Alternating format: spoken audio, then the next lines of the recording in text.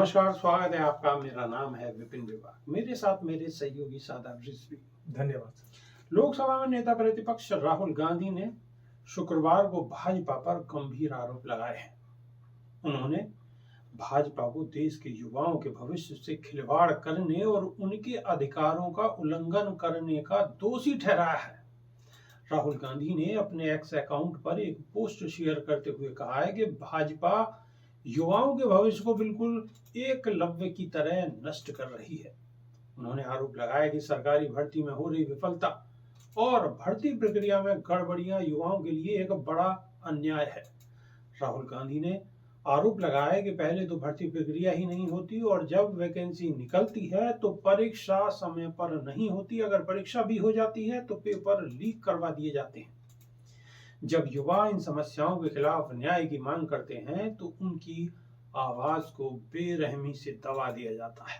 राहुल गांधी ने कहा है कि हाल ही में यूपी और बिहार में हुई घटनाओं के बाद अब मध्य प्रदेश में एमपीपीएससी परीक्षा में गड़बड़ी के खिलाफ विरोध कर रहे 2 छात्रों को जेल भेज दिया गया है, जबकि मुख्यमंत्री ने छात्रों से मिलकर उनकी मांगों पर विचार करने का वादा किया था। राहुल गांधी ने आगे कहा है कि भाजपा की सरकार ने छात्रों के विश्वास को तोड़ा है और लोकतांत्रिक प्रणाली को कमजोर किया है। उन्होंने कहा है कि इस मुद्दे पर भाजपा को देश के युवाओं की आवाज दबाने नहीं दी जाएगी। कांग्रेस पार्टी छात्रों के अधिकारों की रक्षा के लिए उनके साथ कंधे से कंधा मिलाकर खड़ी है। वहीं मध्य प्रदेश कांग्रेस ने भी इस मुद्दे को उठाते हुए एक तस्वीर पोस्ट की है जिसमें कुछ लोग जेल के बाहर खड़े नजर आ रहे थे। कांग्रेस ने आरोप लगाया कि एमपीपीएससी में हुई अनियमितताओं के खिलाफ लोकतांत्रिक तरीके से प्रदर्शन कर रहे छात्रों को झूठे आरोप में फंसाया गया है। एमपी कांग्रेस ने कहा है कि मोहन सरकार की कार्यशैली अराजकता और अन्याय पर आधारित है। उन्होंने ये भी कहा है कि बाबा साहेब डॉक्टर भीमराव अंबेडकर के संविधान और लोकतंत्र से भाजपा को नफरत है और ये सरकार लोकतांत्रिक अधिकारों का गला घोट रही है। कांग्रेस ने सरकार से मांग की है कि इस मुद्दे पर तुरंत कार्रवाई की जाए और छात्रों पर लगाए गए झूठे आरोपों को वापस लिया जाए। सादाब रिजवी। बिल्कुल सीधा सीधा राहुल गांधी ने मध्य प्रदेश सरकार को और डबल इंजन सरकार को चौतरफा घेरा है। घेराव बिल्कुल जायज है, क्योंकि घेराव का मतलब है कि इन्होंने अभिव्यक्ति की आज़ादी को बिल्कुल छीन रखा है और अभिव्यक्ति की आज़ादी सरकार नहीं दे रही है। अभिव्यक्ति की आज़ादी संविधान ने दी है और संविधान ने जब अभिव्यक्ति की आज़ादी दी है और अगर किसान और अगर जो स्टूडेंट्स हैं, जो छात्र हैं, वो अपनी बात रख रहे हैं, अपना विरोध प्रदर्शन जता रहे हैं, अपनी मांगों को मांग रहे हैं, तो दिक्कत कहाँ है? क्योंकि ये अधिकार उनको संविधान ने दिया है, इस देश के कानून ने दिया है। अब सरकार उनकी आवाज को सुनने की बजाय उनकी आवाज को दबाने की कोशिश कर रही है और आवाज को दबाने के लिए उनकी गलत तरीके से गिरफ्तारियां और उनके ऊपर आंसू गैस के गोले बरसाना, उनके ऊपर वाटर कैनल की बौछारें, जो पानी की बौछारें हैं वो बरसाना, साथ में उनके रास्तों पर कीले गाड़ देना और उन पर लाठियां भांजना, ये कहीं ना कहीं निरंकुशता का बिल्कुल एकदम प्रतीक है।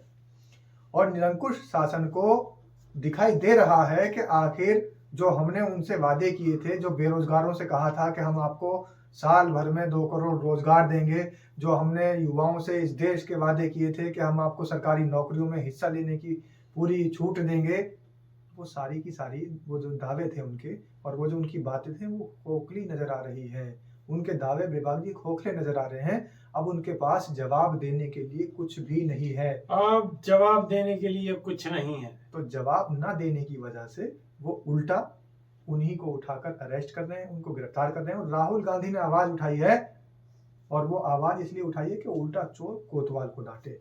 ये कहानी चल रही है।